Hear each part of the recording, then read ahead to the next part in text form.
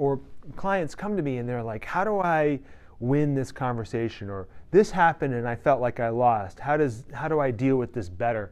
And I know that there's sometimes you're debating, or sometimes you're in like a legal situation where there is a winner and a loser. But when we think of all communication as zero sum, we end up in both putting ourselves in these tight corners, but also putting the other person in a tight corner. So first, let me explain what is meant by a zero sum, and when we talk about zero sum games. Zero sum game, basically what that means is that if I win 3 times, you have to lose 3 times. And if you subtract the losses from the wins, you get a 0.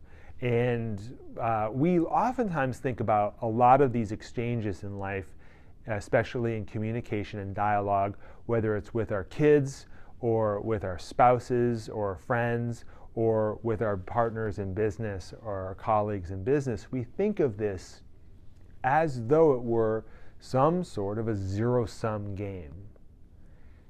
That is not how communication works. That is actually not at all.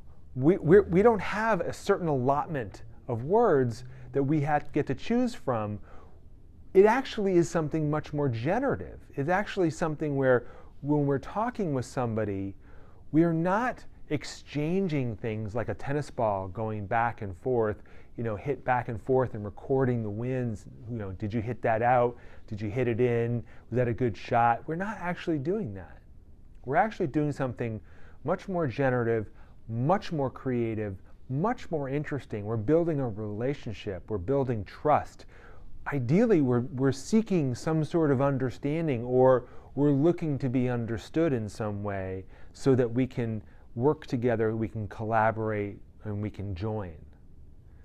If you can think about communication not so much as something that is win or loss, but rather as something that is improvisational. Wynton Marsalis, the jazz composer and musician, talks about communication as specifically as collective improvisation. It's improvisational in the sense that we are essentially making it up on the spot. When we're talking, we are generating ideas, we're talking about our feelings, we're talking about things that come to our mind. There's no script written about how you and I need to communicate. We are essentially improvising the entire relationship in that moment. It's collective in the sense that we also have a responsibility, not just to the things that I'm bringing to the table, but also to respond to what it is that you are bringing to the table, to what the group is bringing to the table. Whatever is being offered, we have to respond to that.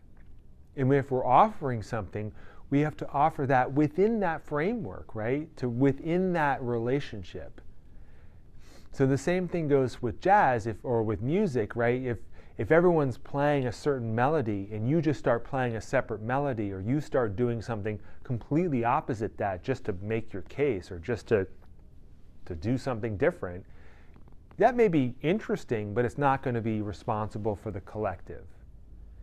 So if you could think of communication and conversation and dialogue and meetings not as something that you're trying to win or lose, not as something where somebody scores a point. In other words, if somebody says something that's a good idea, or they generate something new, that it's not something where you then lose. It's actually something where the collective gains. This is what we do when we meet somebody new and we like them.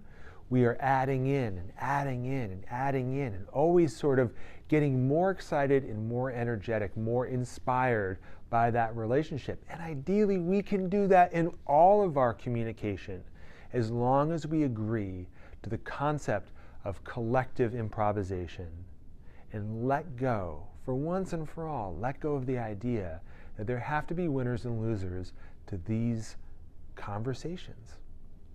Again, I'm Seth Rigoletti. I'm a leadership communication coach. It's my desire that you be more authentic, learn how to communicate from your true self, and connect regardless of the situation or the audience.